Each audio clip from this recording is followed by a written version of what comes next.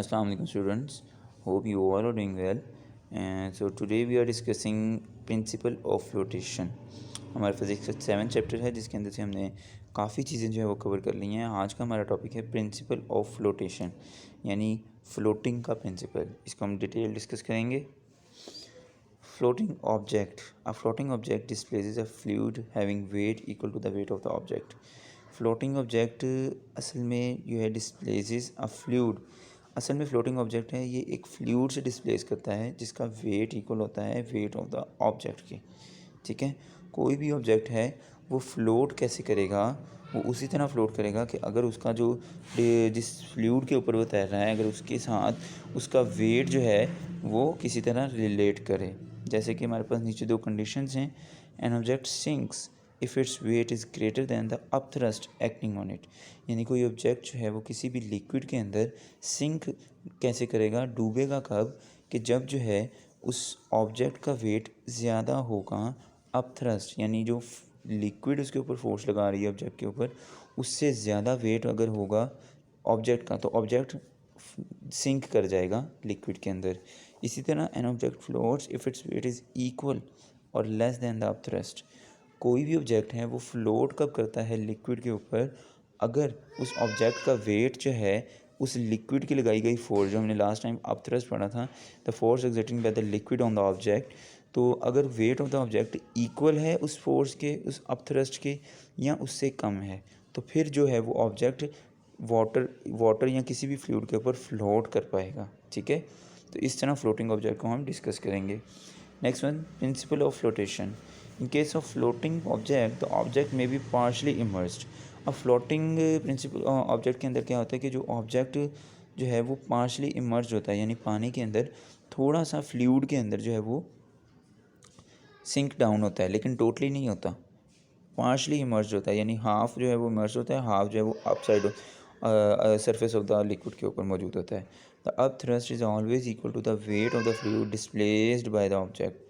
This is the principle of flotation, यानी जो up thrust होती है, जो वाटर की जो फोर्स होती है जो ऑब्जेक्ट के ऊपर लग रही होती है, is always equal to the weight of the fluid displaced by the object. ये हमेशा उसके इक्वल होता है कि जो ऑब्जेक्ट वाटर को डिस्प्लेस करता है, यानी कोई भी लिक्विड है उसके ऊपर हम अपना ऑब्जेक्ट रखते हैं तो ऑब्जेक्ट भी एक फ़ोर्स लगाता है वाटर के ऊपर जो कि डाउनवर्ड्स मूव करती है। इसको बोलते हैं कि फ्लूइड डिस्प्लेस हो गया, अपनी पोजीशन से चेंज हो गया। अब जो अपथ्रस्ट है, जो लिक्विड जो है वो ऑब्जेक्ट के ऊपर फोर्स लगा रही है, वो हमेशा जो है वो इक्वल होगी जो ऑब्जेक्ट लिक्विड के ऊपर फोर्स लगा रहा है, यानी जो ऑब्जेक्ट फ्लूइड को डिस्प्लेस कर रहा है। तो ये हमारे पास प्रिंसिपल ऑफ फ्लोटेशन है, क्योंकि अगर ऑब्जेक्ट का डिस्टेंस डिस्प्लेस, ऑब्जेक्ट जो है उसका जो मैस है वो ज़्यादा है और वो फ्लूइड को ज़्यादा डिस्प्लेस कर रहा है तो वो तो सिंक हो जाएगा, डूब जाएगा।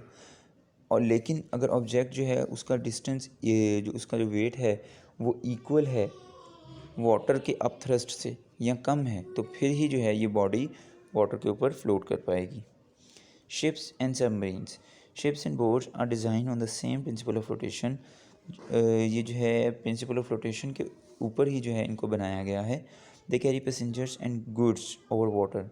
अब शिप्स और जो हमारे पास बोट्स होती हैं ये क्या करती हैं कि इनके अंदर पैसेंजर्स भी ट्रैवल करते हैं और बहुत सारी हमारी जो है वो इम्पोर्ट एक्सपोर्ट की चीज़ें, यानी गुड्स जो हैं वो भी हमारे इसके अंदर इम्पोर्ट और एक्सपोर्ट होते हैं। It would sink in water if its weight including the weight of its passengers and goods become greater than the upthrust of water. अब शिप्स एंड बोट्स को किस तरह बनाया जाता है कि अगर शिप्स और बोट्स के अंदर पैसेंजर्स कितने ज़्यादा मूव करते हैं और इसके अलावा बहुत ज़्यादा जो है वो सामान भी जो है वो हमारा ट्रेडिंग से रिलेटेड इसके अंदर जो है वो मूव होता है, तो अगर पैसेंजर्स या इन जितने भी हमारे गुड्स होते हैं, जितना भी हमारा मटेरियल होता है, इसके साथ शिप का वेट ज़्यादा हो जाता है up thrust of the liquid से, तो शिप ऑटोमेटिकली डूब जाएगी। तो शिप्स और बोट्स को इस तरह बनाया जाता है, इतना वेट इनका कम होता है कि अगर इनके अंदर पैसेंजर्स, नंबर ऑफ़ पैसेंजर्स भी ट्रैवल करते हैं और नंबर ऑफ़ गुड्स भी जो हैं वो इसके अंदर जो है वो हम रखते हैं और इंपोर्ट एक्सपोर्ट करते हैं, तो इनका जो वेट है वो वाटर के अपथ्रस्ट से कम रहे या उसके बराबर रहे, जिसकी वजह से ये फ्लोटिंग कर सकें। ठीक है, अगर ऐसा नहीं होगा तो प्रिंसिपल फ्लोटेशन जो है डिसोबे होगा और शिप और बोट जो है ये ऑटोमेटिकली डूब जाएंगे। यहाँ पर हमारे पास एक शिप दिखाई गई है जो वाटर के ऊपर फ्लोट कर रही है, और इसके अंदर जो है वो अगर पैसेंजर्स भी मूव करते हैं तो ये सारा का सारा प्रिंसिपल ऑफ फ्लोटेशन के ऊपर डिपेंड करता है। ठीक है, तो इसके बनाने के अंदर ऐसी जो है वो टेक्निक्स यूज़ हुई हैं और ऐसा मटेरियल यूज़ हुआ है जिससे जो है वो इसका weight up thrust of liquid के इक्वल रहे या कम रहे, ताकि ये वाटर के ऊपर फ्लोट कर सके। नेक्स्ट वन है submarines. A submarine can travel over as well as under water. It also works on the principle of flotation. अब सबमरीन का हमारे पास एक कंसेप्ट है कि जो सबमरीन्स होती हैं ये पानी के नीचे भी मूव करती हैं और पानी के ऊपर भी मूव करती हैं। तो ये कैसे? अगर तो ये जो है वो उसका वेट कम है, ठीक है, या वेट इक्वल है अब थ्रस्ट ऑफ लिक्विड से, तो इसको ऊपर ही रहना चाहिए। फिर ये सिंक डाउन कैसे होती है, नीचे कैसे मूव करती है।